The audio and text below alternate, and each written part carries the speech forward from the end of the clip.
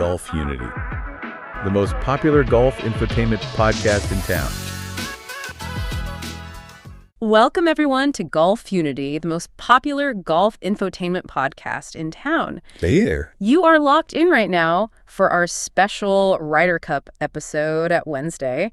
And let me tell you, if you thought the actual matches needed to start for the drama... Oh, no way. You are tragically misinformed. The New York chaos, it kicked off days ago. Yeah, we're cutting through all that noise that's hitting Bethpage Black already. Yeah. I mean, the sources we got from the listener, they're not just headlines. No. It's full-on locker room fire, technical crises brewing, and just straight-up fan warfare. And this is all before a single point gets scored on Friday. Right. So our mission today, it's pretty simple, really. We're here to deliver the hottest, most, entertaining drama, but also pair that with the critical technical insights you need. So you can sound like the most informed fan this weekend. We're deep diving into these sources right now. Let's do it. Okay, let's unpack this. I mean, when the headlines are this insane already, we have to start with the man who just generates more clicks, more controversy than anyone else in golf right now. Has to be. The one and only Bryson DeChambeau.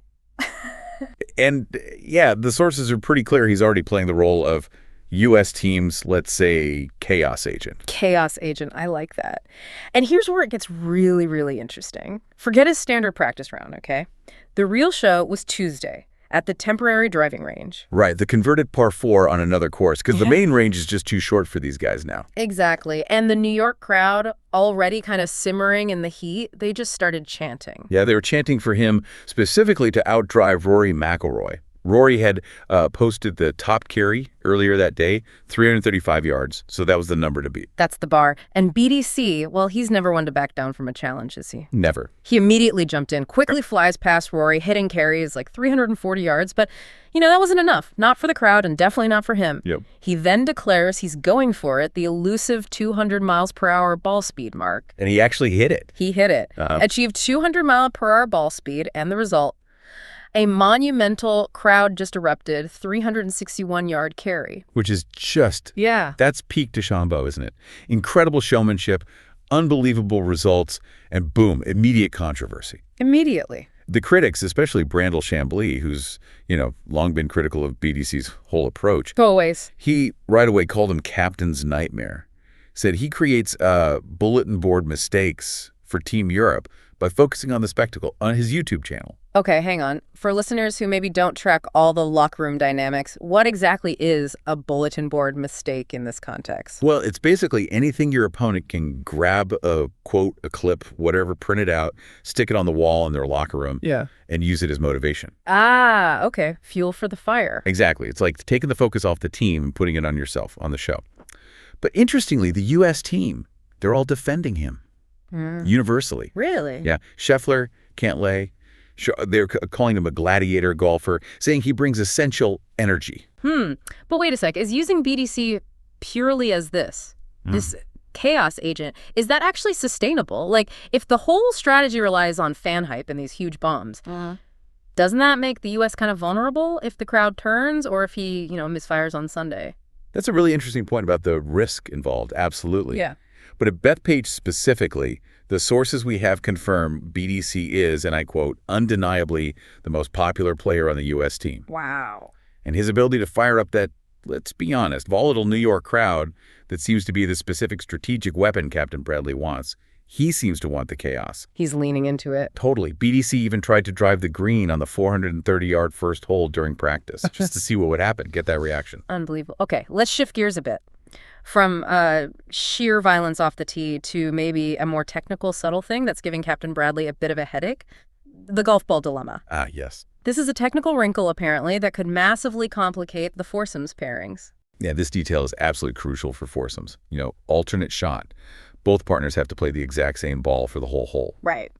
And the issue, BDC's apparently super particular about his spin rates, his launch conditions, and he's the only American player using the brand new 2025 Pro V1X ball model. The only one. So why does that matter so much? Can't his partner just, deal with it, adapt? Well, the sources are suggesting that adapting here is actually really tough. That new Pro V1X model is likely engineered pretty specifically for BDC's game, slightly lower launch, maybe less driver spin. Right. Helps him get those massive distances. Okay. So if his partner usually plays, say, the slightly spinnier 2024 Pro V1, suddenly their iron shots, their approach wedges, they're flying differently, they're not stopping the same way. It messes with their feel. Right. That immediately makes BDC an awkward fit, which is how analyst Johnson Wagner put it. And BDC himself, he's highly unlikely to switch just to accommodate his partner. Exactly. I mean, we know the one-ball rule for partners was dropped over 20 years ago, and teams definitely exploit that now. Oh, yeah. Remember Rory McIlroy and Shane Lowry winning the Zurich Classic this year? They were switching balls between holes sometimes, depending on who was teeing off, to suit their games. Ah, tactical. Very tactical. But if BDC insists on his ball for every single shot in foursomes, his partner needs a very specific game profile or just incredible adaptability. So who can handle that? I mean, BDC did well with Scotty Scheffler in 2021. They went 201, but Scheffler's almost certainly playing with Sam Burns this time, right? That's the expectation, yeah. And BDC struggled back in 2018 with Tiger and Phil, went 0-3-0. So Captain Bradley needs someone whose, I guess, world-class adaptability kind of outweighs that built-in technical difficulty. It puts Bradley in a tough spot. Does he prioritize chemistry? Or does he prioritize the technical alignment? That gear quirk just makes the whole decision, well, excruciating. Yeah, tricky one. Okay, now let's talk about the fan wars. And the source of all this intended chaos. The trash talk is already flying, and Ian Poulter, who isn't even playing, he decided to drop a massive firebomb aimed at American fans. Oh, Poulter's comments were just savage. Absolutely savage.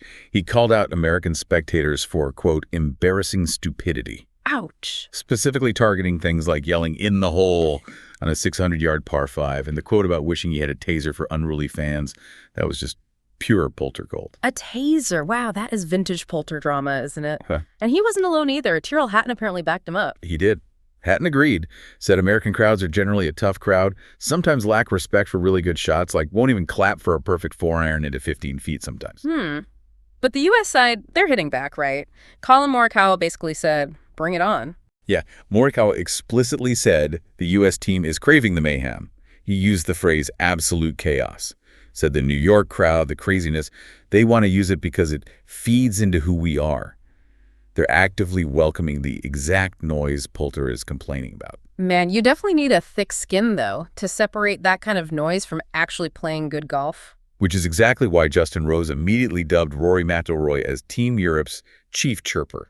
Ah, okay. Rose said Rory has that unique combo, the thick skin needed to just ignore the garbage, and the amazing talent to still perform at a world-class level right in the middle of all that trash talk. He's the guy Europe trusts to stir the pot, but not, fall in himself. Makes sense. All right, let's shift inside the ropes now. Look at some of the drama and maybe some humor happening inside the team rooms, starting with an immediate captaincy gaffe that apparently had the European team just roaring with laughter. Oh, poor Captain Keegan Bradley. Yeah. Passionate guy, right?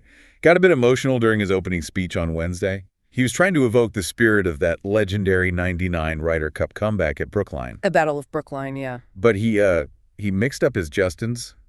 He told the crowd he fell in love with the Ryder Cup watching Justin Rose make the winning putt on 17. Oh, no. When it was, of course, the iconic Justin Leonard putt. Exactly. And the sources confirmed the European side just could not contain their laughter, which, is perfect ammo for pre-match banter. A small slip, maybe, but a very public one. Yeah, they won't let him forget that one. Probably not. Then you've got maybe the strangest story of team cohesion. But on the European side, the Højgaard twin switcheroo. Right. Rasmus Højgaard played his way onto the team this year, and he replaced his identical twin brother, Nikolai. Who was literally just a kart driver and staff member for the team in 2023. It's wild. And Rasmus admitted that even though he earned his spot fair and square, teammates still call him Nikolai like half the time. It kind of highlights just how cohesive that European team is, doesn't it? They've got 11.5 players back from the 2023 winning team. Luke Donald's biggest headache might just be telling his two brilliant young Danish twins apart. Incredible continuity. Okay, and finally, the topic that just never goes away in pro golf, money. Ah, yes. The money question. So the U.S. players are getting $500,000 this year. It breaks down as $300 for charity, $200 for player discretion, which could also go to charity. Right. And when Colin Morikawa was asked directly, is that $200 fair compensation for the sheer time and effort this event demands, he just laughed it off. Pretty much. His response was, don't trap me a corner. Yeah. Just completely sidestepped it with a laugh. That is the perfect diplomatic tightrope walk, isn't it? But what do you think? Is that laughter hiding some actual tension about compensation, or is it just a standard PR move to avoid putting a dollar value on playing for your country? It's probably a bit of both, right? He's acknowledging it's kind of awkward to talk about demanding payment for what's historically framed as, a passion project, an honor, especially with all the other money flying around golf right now. True. And that kind of financial tension, it sort of mirrors the pressure we're seeing around the captaincy itself. That's actually a great transition, because the assessment of the captaincy role coming from our sources, it sounds pretty brutal. Tiger Woods turned down the 2025 captaincy. Yeah. And the implication seems to be that for someone like him, the job is just more trouble than it's worth. More trouble than it's worth. Wow. That is a truly savage take on the role, isn't it? Yeah. It sounds like the sources are saying the Ryder Cup captaincy isn't about building your legacy anymore. What is it then? It's just risk management for the biggest names. Yeah. If you win, okay, fine, you maintain the status quo. But if you lose, you take a massive hit to your reputation. High risk, kind of low upside, maybe? And meanwhile, you've got Phil Mickelson. His move to Livy almost certainly cost him his shot at being captain, right? Just shattered decades of that U.S. tradition, that line of succession. Completely disrupted it. It really does feel like the captaincy is becoming a bit of a poison chalice these days. Yeah. And we can't forget the celebrity chaos factor that's apparently descending on Friday. Sounds like anticipation is building for President Trump's arrival Friday afternoon. That's right. Justin Rose mentioned it. He expects a huge amount of attention, patriotism, all that. Of course. But he also suggested, interestingly, that the way security has to handle a former president's movements might actually minimize the sustained distraction on the course itself. Like, it'll be intense when he's there, but maybe contained. Keep the focus on the golf, hopefully. Maybe. Rose still said he'd 100% welcome him on stage if Europe somehow pulled off the win on Sunday. Though he kind of doubted Trump would actually want to be there congratulating the team that just won in his own backyard. Yeah, probably a fair assumption. The layers of drama here, athletic, political, personal, they're already just overwhelming. Okay, so what does all this actually mean? We've got 361-yard bombs, specialized golf balls causing pairing headaches, Poulter joking about tasers, a captain mixing up his Justins. Don't forget the twin swap. Right, the twin swap. It all shows this Ryder Cup is already absolutely living up to that volatile, controversial New York hype, doesn't it? It definitely feels like the tension is just dialed up to 11 before the first tee shot is even hit. Yeah. But I do have one last, fascinating little nugget from the sources I want to leave you with.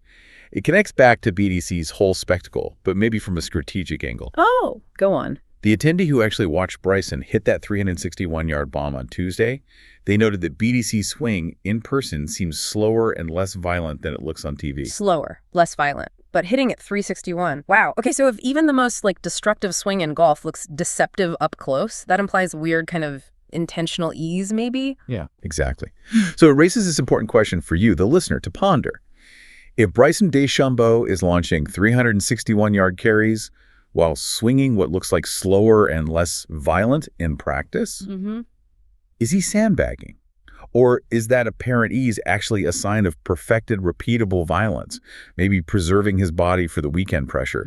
And what other subtle tactical advantages or even misdirections are hiding there in plain sight at Bethpage that we won't really understand until the Cup is actually decided on Sunday? Yeah, something to really think about as you watch it all unfold this weekend. Thanks for diving deep with us into all this early Ryder Cup chaos. Been fun. For more insights, more wild headlines, make sure you check out GolfUnity Weekly Golf News. Please make sure you hit subscribe and definitely ring the bell. Ring it. And follow us on all the social media platforms too, so you don't miss any more of this madness. We'll catch you next week.